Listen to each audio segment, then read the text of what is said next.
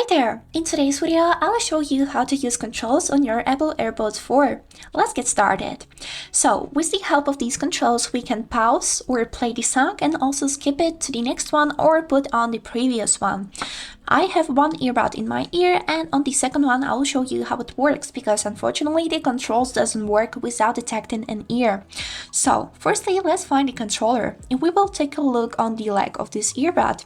You'll notice this flat part, which is the controller. And now to play or pause the song, we would need to click on this controller once like this. So now let's try it.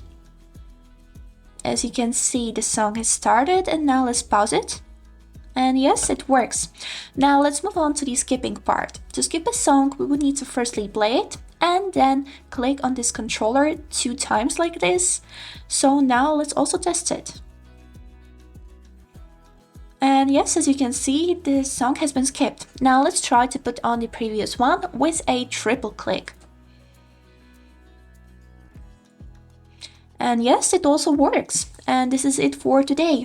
I hope this video was helpful for you, and thanks for watching.